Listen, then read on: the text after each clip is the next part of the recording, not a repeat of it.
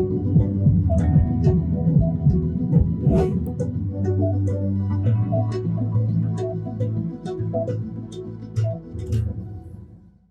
वालेकुम नाज़रीन, मैं हूं डॉक्टर सना। आज फिर हम आए हैं हेल्थ आर्ट के साथ। आप लोगों को पता है कि सर्दी तो बहुत ज़्यादा इस दफ़ा पड़ी है पाकिस्तान में। अगर हम पूरी बात करें पाकिस्तान की, बल्कि पूरे वर्ल्ड की बात करें, तो पहले के सालों से ज़्यादा इस दफ़ा सर्दी भी देखी गई है और अभी तक अच्छा खासा मौसम ठंडा है। तो इस ठंडे मौसम में हमने अभी तक आपको जितनी इन्फॉर्मेशन दी वो हमने सांस के बारे में आपको बताया, हमने एलर्जीज़ के बारे में आपको बताया, हमने नज़ला जुकाम बुखार के बारे में आपको बताया, H2N2 वायरस के बारे में बताया, पल्मोनरी डिजीजेस के बारे में बताया। हमने कहा क्यों ना आज हम स्किन के बारे में बात करें, क्योंकि हमारी स्किन भी बहुत ड्राई हो रही है।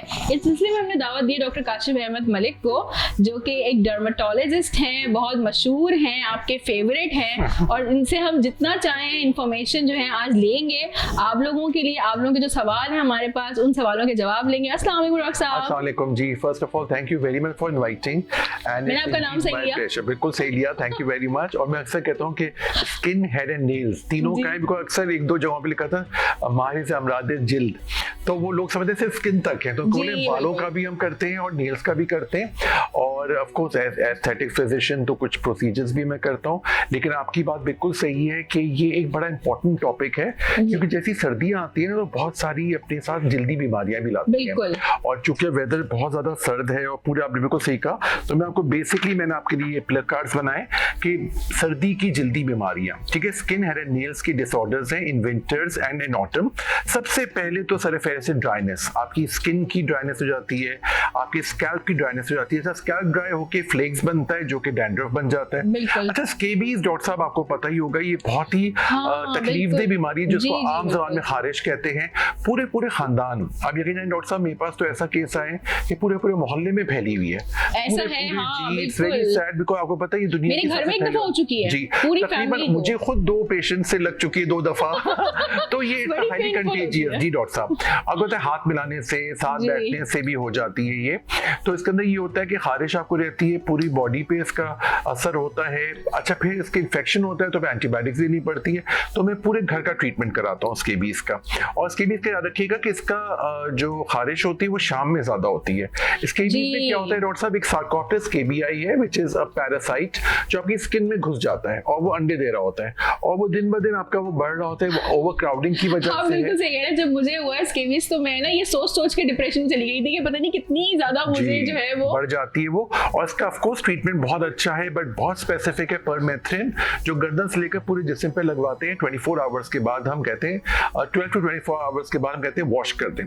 फिर एक्जिमा, जैसे आम ज़बान में चंबल कहते हैं, ये भी बढ़ जाता है क्योंकि ये ड्राइनेस की वजह से होता है। अक्सर कॉन्टैक्ट डर्मेटाइटिस जो बहुत कॉमन है, कुछ लोगों को ज्वेलरी पहनने से, घड़ी पहनने से, कुछ लोगों को टैटू यूज करने से, कुछ ऐसी चीजें ड्राइनेस। ये मेरे पास हाउस वाइफ्स बहुत आती हैं जिनकी उंगलियों पे काफी ड्राइनेस और एक्जिमा होता है कि बर्तन धोएं, कपड़े धोएं या प्याज छीलें, टमाटर छीलें, उससे भी हो जाता है। अच्छा जी। अच्छा, अब एक और है फंगल इन्फेक्शन। अच्छा, मैंने एक स्पेशल शो किया था, मैंने बताया लोगों को कि भाई फंगल इन्फेक्शन अलग चीज है जो कि दांत है, और एक्जिमा अलग चीज है जो कि चंबल है, और दोनों की पिक्चर अलग है और दोनों के ट्रीटमेंट अलग है। तो एक्जिमा के बाद फंगल होता है? बिल्कुल, इसका कोई ऐसा रिलेशन नहीं है दोनों का, लेकिन ये कि दोनों अलग अलग चीजें हैं, तो इसको अलग तरीके से ट्रीट करते हैं। पहले तो हमारे पास आइए, हम आपको डायग्नोस करके बताएंगे कि आपको कौन सी डिजीज है और फिर उसी हिसाब से ट्रीटमेंट करेंगे। तो दांत जो है ये भी लगने वाली है। इसके अंदर ये होता है गोल गोल दारे बनते हैं, आम जबान में हम कहते हैं इसको राउंड वर्म, रिंग वर्म्स, है ना, और राउंड इसके वो होते हैं। तो ये फंगल में होता है, ये फंगल में होता है, ठीक है। अच्छा, ऑफ कोर्स अब ड्राई हेयर, जो सर्दियों में ड्राई हेयर हो जाते हैं, इसमें हेयर लॉस भी होता है। पेशेंट बहुत आ रहे हैं, बहुत परेशान है कि बाल गिर रहे हैं, बाल टूट रहे हैं, वो ड्राई हेयर की वजह से। वैसे बाल गिरना और टूटना तो सर्दियों में नहीं है, मुझे लगता है पूरे साल ही ये प्रॉब्लम है। सही कह रही हैं डॉक्टर साहब। इसके लिए मैं सीपी जरूर कराता हूँ, complete picture of the blood, और इसके लिए हीमोग्लोबिन अक्सर कम आता है हमारे। आई डोंट नो लोगों को क्या फोबिया है। जी डॉक्टर साहब, मेन रीजन ये, because you know we are doctors, हमें तो जड़ तक पहुंचना है कि क्या रीजन है। तो मैं बाकायदा अपनी प्रिस्क्रिप्शन में लिखता हूँ चुकंदर, कलेजी, साग, लोबिया, दालें, दही, दूध, ये ये अपने खाने का एक हिस्सा बना लीजिए, क्योंकि हमारे ज्यादातर लोग, I don't know for what reasons, लोग बीफ और मटन नहीं खाते। मैं सबको कहता हूँ कि ये एक्चुअली डॉक्टर साहब जो मुझे रीजन पता चला है इस चीज का कि बीफ और मटन इसलिए नहीं खाते कि हमारे कुछ कार्डियोलॉजिस्ट, और एक अगर आप 10 इयर्स बैक की बात करें तो ये चीज एक मिथ आ गई कि भाई गोश्त ना खाओ जी, वेजिटेबल्स खाओ अपनी डाइट को कंट्रोल करने के लिए, और दूसरा ये कि दिल को मजबूत बनाने के लिए आप गोश्त कम खाएं। वो डॉक्टर साहब कम खाएं, लेकिन बिल्कुल इरेडिकेट कर देना पे मटन। ठीक है, I know it's very expensive, लेकिन mutton is the best meat. तो मटन के अलावा सब्स्टिट्यूट क्या है मीट में? फिश है, fish is a lovely substitute. Chicken में उतनी ग़िज़ाइयत नहीं है। अच्छा, आप तो माशाल्लाह खुद भी डेंटल सर्जन है, तो मैं हमेशा से कहता हूँ कि ये दांत क्यों दिया अल्लाह ने, कैनाइन ये दिया है आपको गोश्त फाड़ने के लिए जी। तो देखिए it's a part of your thing, और आपने बिल्कुल बात सही की, बीफ को हम कम कर सकते हैं अगर किसी को ब्लड प्रेशर, कार्डियक प्रॉब्लम है। लेकिन मैं आजकल नोट कर रहा हूँ यंग बच्चे, लड़के लड़कियां, वो नहीं खा रहे हैं, तो उनकी ग्रोइंग एज है, तो उसमें डॉक्टर साहब उनको अच्छी अपनी खुराक चाहिए, उनको अच्छा हीमोग्लोबिन चाहिए, बाल अच्छे हों। मैं तो चेहरे पे देखता हूँ आजकल ये जेन ज़ी के शक्ल पे का जी हवन्नक से है, बिल्कुल डिसोरिएंटेड है, उनको पता ही नहीं है क्या बोलना है, आगे कहीं और सोच रहे हैं, कुछ और बोल रहे हैं। They are such confused nation कि मैं शुक्र करता हूँ कि आई एम नॉट जेन ज़ी, अल्हम्दुलिल्लाह। तो चिकन बहुत ज्यादा, वही तो चिकन खाते हैं तो बिल्कुल चिकन ही बन गए, बिल्कुल चिकन हार्टेड हो गए, वो बिल्कुल डरपोक से हो गए, अजीब से हो गए। अरे they don't know how to talk, they don't know how to converse. उनसे बात करो, जवाब कुछ और मिल जाए, दिमाग उनका मोबाइल में लगा हुआ है। और डॉक्टर साहब आपको ही पता है, आप खुद माशाल्लाह डॉक्टर है, कि मोबाइल का ओवर यूज भी बहुत बुरा है आपकी स्किन के लिए। फिर हम आते हैं नेल डिसऑर्डर्स, आपके नेल्स भी खराब होने लगते हैं। और last but not the least जो बहुत पेश आते हैं, झाइयाँ, जो कि आपका है मिलेस्मा, ये बहुत कॉमन है। सर्दियों में शायद स्किन ड्राई हो जाती है, इसकी वजह से ज्यादा दिख रहा होता है। आपको भी पता ही होगा, मैं अपने नाज़रीन को बता दूं कि बेसिकली ये भी हीमोग्लोबिन की कमी से। तो आप हीमोग्लोबिन को देखिए जी, हीमोग्लोबिन की कमी की वजह से देखिए कितना होता है। और मैं आपको बड़ा आसान सा टेस्ट बताया, तो आप खुद भी घर बैठे अपना हीमोग्लोबिन चेक कर सकते हैं। आपने थंब लीजिए, अपनी लोअर आईलिड को नीचे करिए, ये जो आपका कंजंक्टिवा है ये आपका पिंकिश रेड होना चाहिए। अगर ये पेल है, मैं तो अब ये देखिए डॉक्टर साहब बिल्कुल येलो या आपको व्हाइटिश देखे, और वो कह रहे हैं कि जी तबीयत ठीक है। अब वो लोग जो है ना खा पी नहीं रहे सही, उनको हमें एडवाइस देनी है कि देखिए जो पुराने जमाने की खुराक होती थी, आज क्यों भी हमारी नानी दादियां, हमारे जो बड़ी जनरेशन है हमसे ऊपर, वो ज्यादा एक्टिव है, उनका विल पावर अच्छा है अभी तक माशाल्लाह। इसी टॉपिक को अब आगे बढ़ाएंगे ब्रेक के बाद। हम चलते हैं ब्रेक की जाने।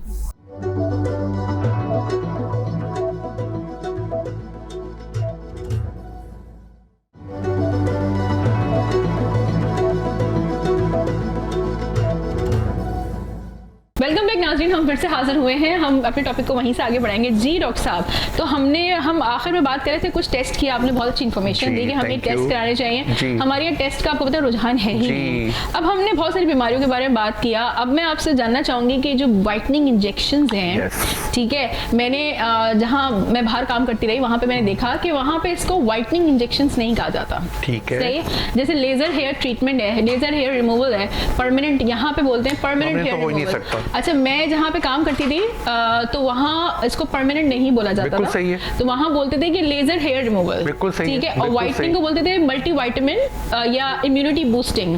सो ये क्या डिफरेंस है? बिल्कुल आप सही कह रही डॉक्टर साहब, बल्कि मुझे तो ये पता है कि बाहर के मुल्कों में अक्सर जगह व्हाइटनिंग इंजेक्शन बैंड है, दैट कंप्लीटली बैंड, बिल्कुल नहीं ले सकते। डॉक्टर साहब ग्लूटाथियोन एक्चुअली जो एक केमिकल है जो आपको कैंसर से बचाता है, बिल्कुल। ये बेसिकली बैंकॉक में कुछ जो वहाँ की जो वर्कर्स होती हैं उन्होंने लगवाया था for to be away from cervical cancer. तो उससे जब उन्होंने उसका जो इसकी हिस्ट्री है ना, जब उन्होंने उसका देखा इफेक्ट, तो कहा कि स्किन अच्छी होने लगी, फेयर होने लगी, तो उन्होंने इसकी जो साइड इफेक्ट को इसको इफेक्ट बना दिया, व्हाइटनिंग इंजेक्शन। ये तो मुझे पता है बाहर मुल्कों में बैंड है ये नाम, और इसको दूसरी तरह से यूज करते हैं as an immunity booster, as a multivitamin. बिल्कुल सही कह रही हैं आप, लेकिन वो वाली बात है कि इसको लगाने में कोई हर्ज नहीं है। लेकिन यस, मैं हमेशा लिवर टेस्ट कराता हूँ, लिवर आपका सही होना चाहिए और विटामिन डी आपका सही होना चाहिए।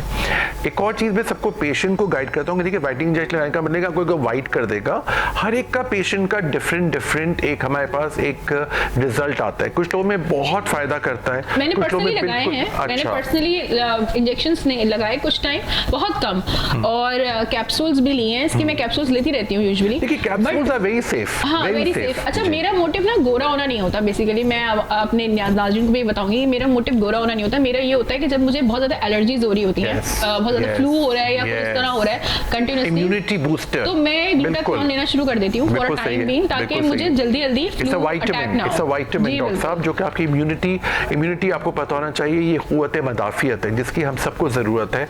और हम शायद डॉक्टर्स हम लोग सब दवाई ज़रूर खाते हैं, मैं खुद विटामिन लेता हूँ, मैं खुद ग्लूटाथियोन लेता हूँ। बेसिकली डॉक्टर साहब ने बिल्कुल सही कहा कि हम, इसका मकसद ये नहीं कि हम गोरे खूबसूरत हसीन परे लगे, हम लगे थोड़ा सा साफ सुथरे और ये कहते हैं आखिर लोग हमारा चेहरा ही तो देखते हैं, फिर क्यों ना इसकी बेहतरीन हिफाजत की जाए, which is wrong, not at all wrong, थोड़ी खत्म हो जाती है, बेहतर हो जाती है डॉक्टर साहब, मेरा टू टोन थोड़ा खत्म हो जाता है और मैं इंटरनली अपने आप को थोड़ा हेल्दी फील बेटर। हाँ, तो देखिए डॉक्टर साहब इसके बहुत, तो आप इसको, इसका जो सही मानों में इसकी जो एसेंस है, जो इसका जो फायदे वो आप यूज कर रही हैं, तो और इसमें कोई बुरी नहीं है, आपको अच्छा लगने का बिल्कुल आपका हक है। जी बिल्कुल। आप मुझे परमानेंट हेयर रिमूवल का बताएं कि व्हाई इट्स कॉल्ड परमानेंट। देखिए तो गलत यूज करते हैं, परमानेंट तो है ही नहीं ये। मैं तो पेशेंट काउंसिल करता हूँ कि देखिए अभी 4 से 6 महीने आप एवरी मंथ है हमारे पास, या 15 दिन में, उसके बाद आपका हल्के हल्के कम होगा, शायद 6 महीने में एक दफा आएगा। मैंने खुद अपने यहाँ पे जो आदमियों के ये बंदर जैसे बाल हो जाते हैं एक्स्ट्रा चीक के ऊपर, तो मैंने यहाँ आदमियों का तो कॉन्सेप्ट ही नहीं है ना। मैं बताऊँ, मैं जब यूएई में काम करती थी वहाँ पे मेल्स आते थे अपने यही कराने के लिए फेस के ऊपर। देखिए ये तो चले सही है, बिकॉज देखिए आदमी की बियर्ड होती है, देखिए आदमी की बियर्ड है ना, तो उसके ऊपर के जो एक्स्ट्रा हेयर होते हैं ये बुरे लगते हैं। नहीं, वो एयर्स पे भी कराते थे, एयर्स पे भी बुरे लगते हैं, और कुछ एक्स्ट्रा गर्दन पे होते हैं। देखिए ये तो आपको शेव के बगैर, जो शेव का एरिया वहाँ पे मेरे बहुत लड़के भी आते हैं कि पूरी बॉडी हेयर रिमूवल करते हैं। मैं कहा देखिए you are a male, testosterone होते हैं मेल के अंदर, तो मेल के अंदर जो हेयर ग्रोथ ज्यादा है ही वो अल्लाह की तरफ से। हाँ, कोई एक्स्ट्रा ऐसा जो कि बदजुमा लग रहा हो, गर्दन के पास है या कान के पास आने, बिल्कुल सही कहा, या कोई आपकी ये जगह, तो इसको आप देखो करा लें। और ये भी डॉक्टर साहब बिल्कुल आपने सही बात की, परमानेंट नहीं है, मुझे अभी भी 6 मंथ्स में एक दफा सेशन लेना पड़ता है। लेकिन ये जो आपके नए बाल निकलते हैं बिल्कुल पतले पतले, जैसे बच्चे के बाल निकले जो दिखते नहीं है, क्योंकि आपको पता है वी आर मैमल्स, हम लोग मैमल्स हैं, हमारी बॉडी का हर हिस्सा हेयर से कवर्ड है, कहीं लाइट है कहीं ज्यादा है, लेकिन ये होता है इसको लाइट कर देता है। तो परमानेंट का वर्ड तो वाकई यूज नहीं करना चाहिए। अच्छा मुझे बताइएगा, आपने देखा होगा रिसेंटली जो है वो एक शादी हुई जहाँ पे बहुत सारे पॉलिटिशियंस थे and they look so beautiful, so beautiful. मतलब लोगों को ऑब्वियसली कुछ लोग ऐसे हैं जो बोल रहे हैं कि नहीं भाई बहुत अच्छा नहीं लग रहा, बहुत ज्यादा ओवर फिलर है, बहुत बोटॉक्स है, अपनी एज से बहुत यंग दिखने की कोशिश कर रहे हैं, अपनी उम्र से कम लग रहे हैं। तो आप उसके बारे में क्या कहेंगे? मुझे लगता है व्हाई नॉट, अगर आप अपनी एज से कम लग रहे हैं तो इट्स गुड, अच्छी बात है, बिल्कुल अच्छी बात है। लगवाने में कोई हर्ज तो नहीं है। ऐसी बताऊं कि बहुत पैसा यूज किया उन्होंने। जो मुझे पता चला है लेटेस्ट दिन का, मैंने हम जिसकी बात भी कर रहे होंगे, उनमें करोड़ से ज्यादा पैसे लगाए गए। प्लास्टिक सर्जन को उन्होंने इन्वॉल्व किया है, उन्होंने कॉस्मेटोलॉजिस्ट को राइनोप्लास्टी कराई, उन्होंने फेस रिडक्शन करवाया है, पूरे फेस का फेस ट्रांसप्लांट हुआ है इन अ वे कि पूरा फेस को चेंज किया गया है, पूरा उसकी एक चीज जो उसकी जो फैट है वो किया है। फाइन, आप बिल्कुल आपका राइट है और आपको करना चाहिए। आपको पता है इंडियन पाकिस्तानी सब एक्टर्स सब कराते हैं, हमारे ट्रांसप्लांट सब कराते हैं। हमारे क्या होता है, जो बेसिकली जो हमारी घरेलू खवातीन है वो जब इनको देखती हैं एक्टर्स को या किसी को, वो यही बोल रही होती, कहती है ये इतने जवान दिख रहे हैं, तो मैं उनको ये बताती हूँ कि ये इसलिए जवान दिख रहे हैं बिकॉज वो मेंटेन रख रहे हैं और बहुत पैसा लगाया है। देखिए लेट्स बी रियल, देखिए कोई चीज मुफ्त में नहीं होगी, नो फ्री लंचेस, देखिए पैसे बहुत लगाए उन्होंने। हमारे यहाँ जो खवातीन है, आप देखिए अगर हमारा लॉन का सीजन आता है, इतनी महंगी महंगी लॉन खरीदते हैं। जी बिल्कुल बिल्कुल सही कह रही हैं, मॉल्स में जाए इतनी शॉपिंग करते हैं। मैं लेडीज को बोलती हूँ कि आप कपड़े थोड़े कम खरीद लें, बिल्कुल अपनी स्किन पे थोड़ा काम कर लें और सही चीजें यूज करें। और देखिए बहुत ज्यादा एक्सपेंसिव होने की जरूरत नहीं है आपको। बड़ी एक वो है ना वाली बात है कि जो हमारा इस्लाम कहता है कि आपने रात का खाना 9 से पहले खा लेना है, उसके बाद आप कुछ नहीं खाइए और नाश्ता खूब अच्छा करें, लंच उससे हल्का और डिनर। तो आप ये करेंगे तो ऑटोमेटिकली आपका वेट लॉस होगा, जो आपके स्किन पे भी आएगा, जो आपको बेहतर लगेगा। तो उसमें इतने पैसे खर्च नहीं होते। लेकिन यस, ये आपको बताऊं कि आपको इस तरह की ट्रांसफॉर्मेशंस, और आपकी बात सही कि वही लोग करा सकते हैं जो उसको मेंटेन करें। बिकॉज देखिए लेट्स बी रियल, मैं जो जैसे मेरे पास बहुत सारे पेशेंट्स आते हैं कि हम ट्रांसप्लांट नहीं कराएंगे, हम विग लगा लेंगे। मैंने कहा चलो विग लगा लो, लेकिन क्या will you be able to maintain that? कोई बस में ट्रैवल कर रहा है, कोई लड़का है जो मोटर बाइक पे कर रहा है, वो विग कैरी नहीं कर सकता, धूल मिट्टी आएगी तो सारा उसका हशर हो जाएगा। तो आपका लाइफस्टाइल भी तो देखना चाहिए ना वैसा। और ऑफ कोर्स चीज़ों को इम्प्रूव किया जा सकता है। PRP जिसके हम बात कर रहे थे वो बहुत सेफ है, क्योंकि देखिए हर किसी का शौक होता है कि वो हसीन खूबसूरत और जवान लगे, और उसके लिए कुछ बड़े आसान से टिप्स हैं जो मैं आपको बता देता हूँ। सदा जवान रहने के टिप, सबसे पहले तो सनब्लॉक जरूर लगाइए। आप जहाँ पे भी निकले, बल्कि आपका बड़ा खूबसूरत सेट है, आपकी लाइट्स भी, मैं भी अपने सनब्लॉक लगा कर आया हूँ। Never leave home without it. आपके घर में कोई झाड़ू दे रहा है, धूल मिट्टी उसको भी बचा रहा है वो, ठीक है। सिगरेट बिल्कुल तर्क कर दीजिए, जो भी सिगरेट पीते हैं, वेपिंग करते हैं, बिकॉज इसका मैंने बहुत कोशिश की, मुझे कहीं से कोई फायदा मिल जाए, मुझे कहीं नहीं मिला। वजन जितना कम रखेंगे उतना आपके लिए अच्छा है। जितना शुरू से ही आदत, स्पेशली वो लड़के लड़कियां जिनकी फैमिली में डायबिटीज या हाइपरटेंशन है, शुरू से आदत बना लीजिए कि मैं भाई चाय में शक्कर नहीं पीऊंगा, मैं बहुत सारे डिजर्ट की जगह फ्रूट्स खा लूंगा। आपको लाइफस्टाइल शुरू से अपना ऐसे बना लें, और ये मुश्किल नहीं है। इसी टॉपिक को अब आगे बढ़ाएंगे ब्रेक के बाद। हम चलते हैं ब्रेक की जानिब।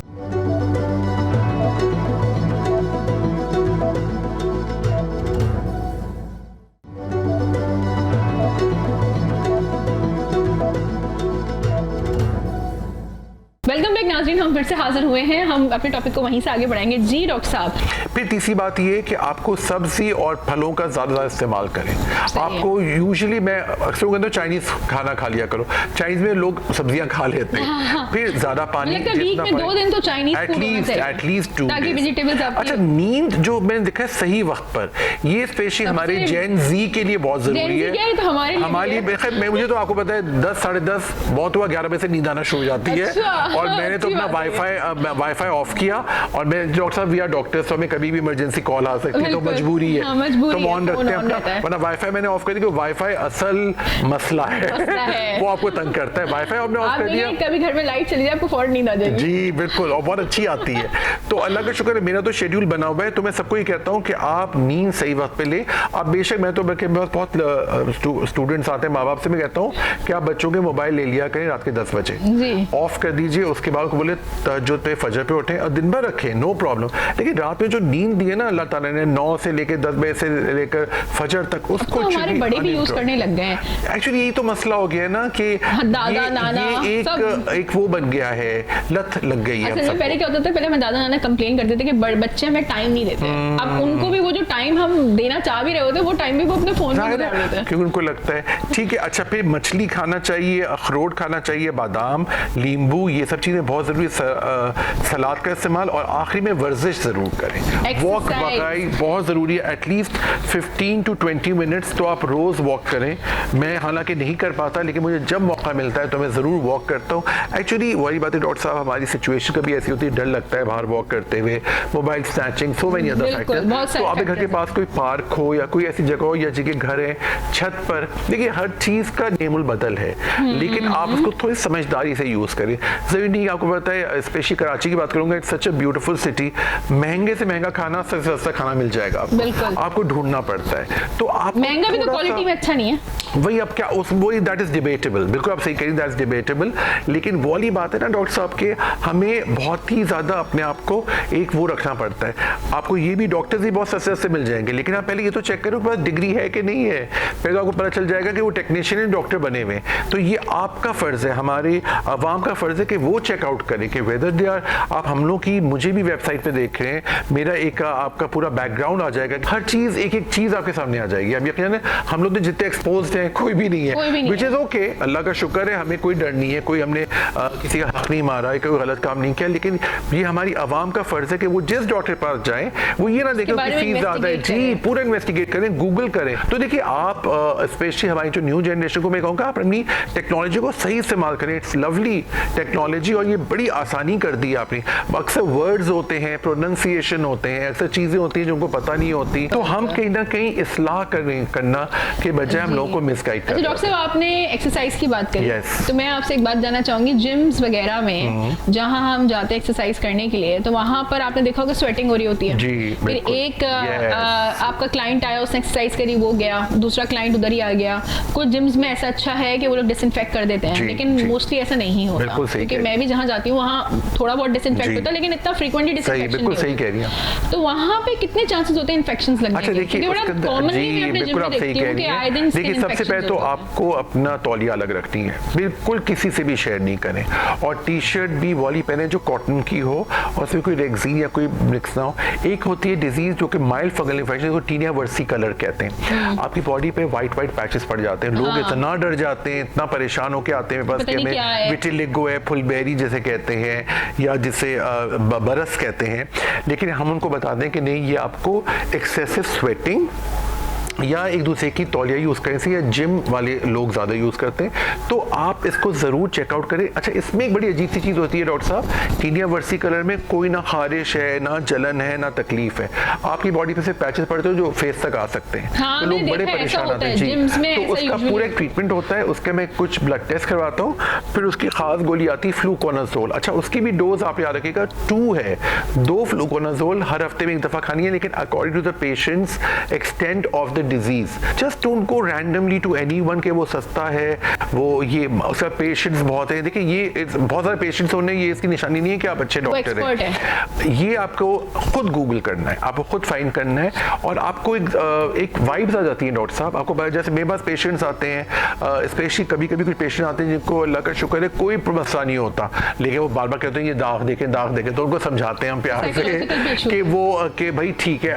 तो उसके हम एक सपोर्टिव थेरेपी दे देते हैं। अच्छा, मुझे बताइएगा, ओवर सैनिटाइजेशन और ओवर यूज ऑफ सैनिटाइजर्स या एंटीसेप्टिक सोप्स या डिशवॉशर्स, और इनकी वजह से क्या इश्यूज होते हैं? सबसे कॉमनली एलर्जिक कांटेक्ट डायबिटीज। क्या आपने देखा कोविड में कितना साइकोलॉजिकल डिसऑर्डर हो गया था लोगों को, बैठे सैनिटाइज करने अपने हाथ। देखिए, excessive use of anything is bad.